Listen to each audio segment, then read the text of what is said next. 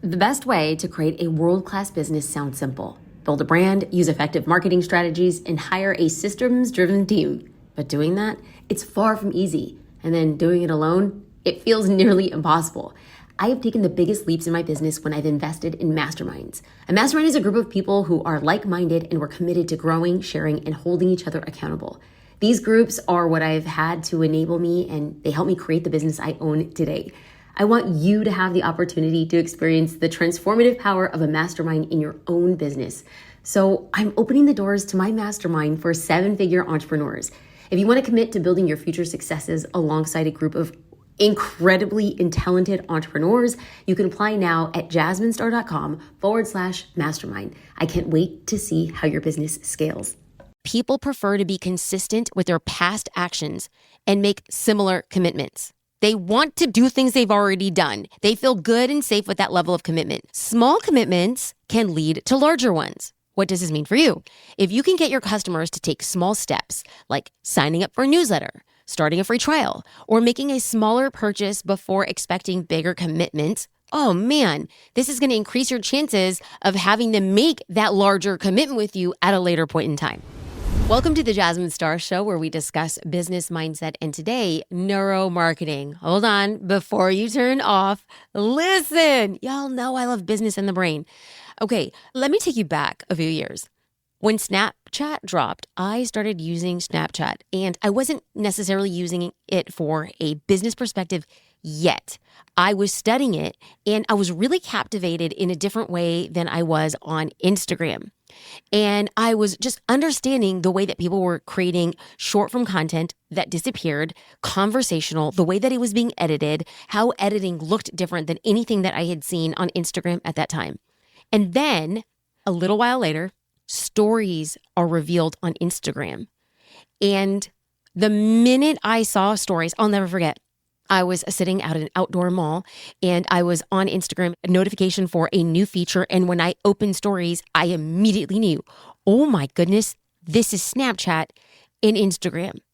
But because I had been using Snapchat and very familiar with it, I immediately understood how the video format was going to work in a casual setting. And I knew that it was going to change marketing strategies overnight because Instagram at the time was already a largely business-driven platform. I hit the ground running using Instagram stories because of the experience that I had using Snapchat. Okay. So this is why in this episode, we're going to go over 3 powerful neuromarketing strategies that are going to help you understand and ideally change, modify, influence your ideal client's behavior. So if you ever wanted to get inside of your client's brain, this episode is for you. They are going to be many of these types of conversations. So I don't want to create them until I know that you want more of this. And so you can let me know if you like this by sending me a DM on Instagram. But first, I want to read a few words from Evita Social. Evita gave 5 stars and said, this podcast helped me build my $1 million a year business. I've been listening to Jasmine's podcast religiously every week since 2021. And this podcast has been a huge influence on how I show up for my business. Y'all, thank you. Evita, you're the best. If you enjoy this episode, please subscribe, rate, and leave a review because I would love to get to know you and to give you a future shout out on the show. Okay, so now let's get into how we can make our ideal client take action with our businesses faster when we can use and leverage neuromarketing. So the first concept of neuromarketing is called the consistency principle. This refers to the fact that people prefer to be consistent with their past actions and make similar commitments. So they want to basically do things they've already done. They feel good and safe with that level of commitment. Small commitments can lead to larger ones. So what does this mean for you? If you can get your customers to take small steps, like signing up for a newsletter, starting a free trial, or making a smaller purchase before expecting bigger commitments, oh man, this is going to increase your chances of having them make that larger commitment with you at a later point in time. The second neuromarketing concept is the power of visuals. So y'all know, here's the deal.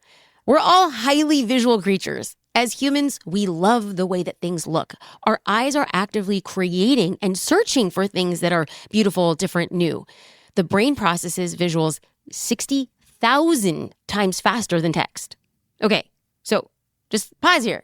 The brain processes visuals 60 times faster than text. This is why, if we go back to the Snapchat example, I immediately knew how different it was at the time where Instagram was largely photo only.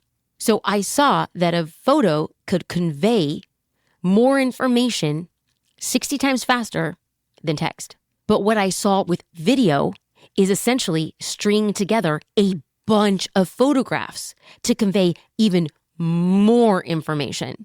And you're probably thinking, okay, but sure, I use visuals on social media and I've been doing that for a while. Perfect. That's great. I'm glad that you're there. But what else can you use visuals on that maybe you're not implementing right now? So let's think different. Let's think beyond just social media. Can you use them in an email newsletter?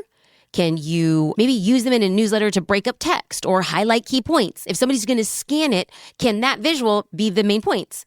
You can use infographics to present data in an easy to digest format. Could you just imagine like reading a bunch of bullet points? Or could you create a visual that condenses all of those bullet points and makes somebody understand it faster?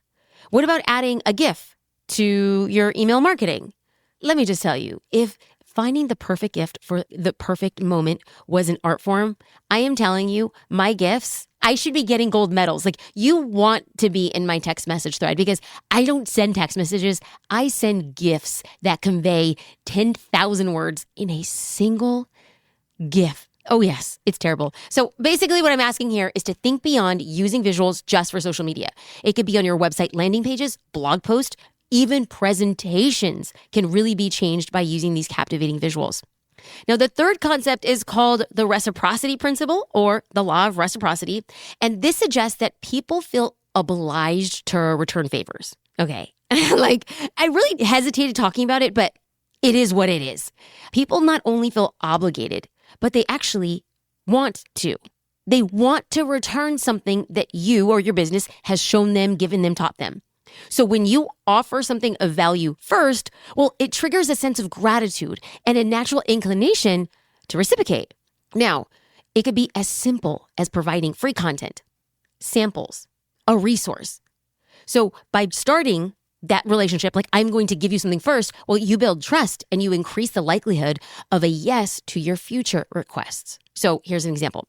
During a masterclass, I hosted this and the team was in the chat and they were helping. And there were thousands of people who watched online. And there were hundreds of people asking to help with identifying their own personal content pillars.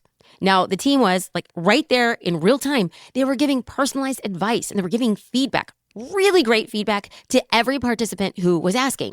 So we noticed that this immediate value and assistance created a strong sense of gratitude with the people who were watching.